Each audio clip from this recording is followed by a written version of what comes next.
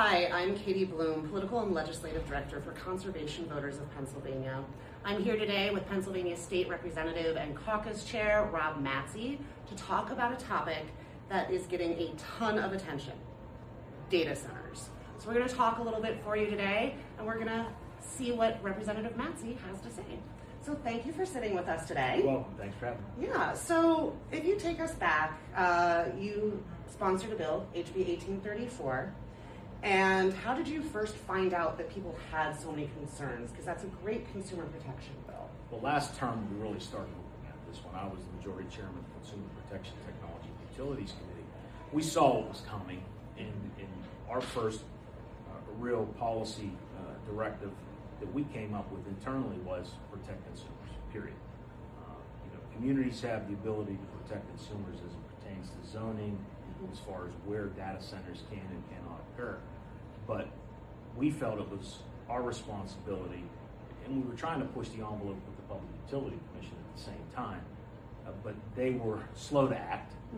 So we started really pushing the envelope. Fast forward to this term, we introduced the bill.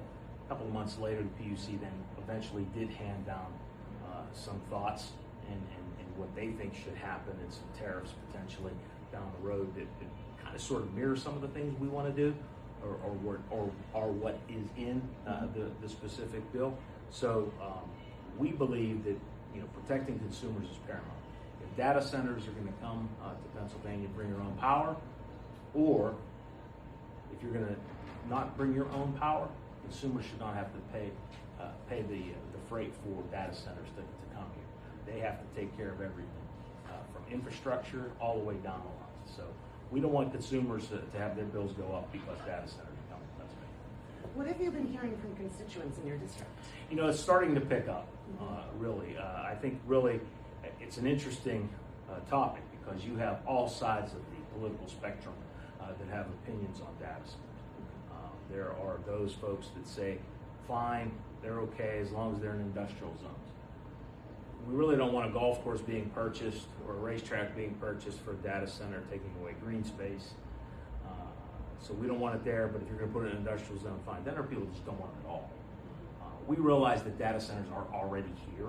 They have been in Pennsylvania and are all over the country, but not to the magnitude that's being projected now. I mean, some of these data centers they're talking about, I read an article over the weekend about one of the data centers in Texas that will use more energy than Texas uses right now.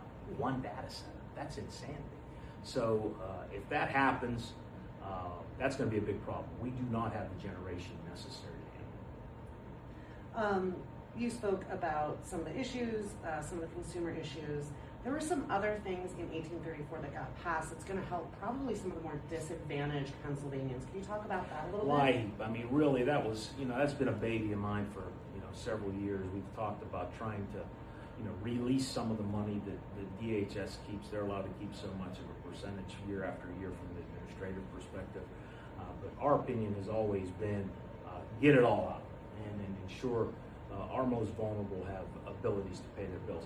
I'm of the opinion LIHEAP should be 12 months, and this bill would do that. It's just as important for people to have cooling in the summer as it is to have heating in the winter. So LIHEAP and a component for that, it's basically a good neighbor provision. These companies are going to come in, guess what? Based on how much wattage you're going to use, you have to put so much money into the pot for LIHEAP so we can have our own LIHEAP rather than rely on the federal government. The federal government these days isn't too reliable. So we're not sure if LIHEAP's going to even exist. I mean, in one of the executive orders and one of the bills, it says it goes away. So we need to make sure we have something in place for Pennsylvanians. So this bill passed the House, bipartisan fashion. It is now in the Pennsylvania State Senate. What would you like to tell people about how we can get this to the Senate? What are ways that they can engage with senators? What do you think the next steps are? Call your senator. I mean, it's that simple. I mean, really and truly, this is one of those bills that's not saying we're for or against. We want to protect consumers. I keep using the line, and my staff gets a little tired of me saying that, I want to protect grandma. I don't want grandma's bills to go up because all of a sudden this gigantic companies coming into town and they're going to take all the energy and force grandma's bill to go up.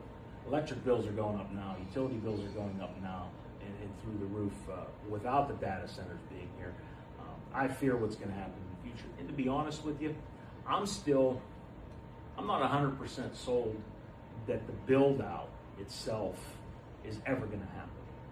You know, you talk to some companies and say it's going to be 3 to 5 years for them to get all the necessary equipment to put inside a data center.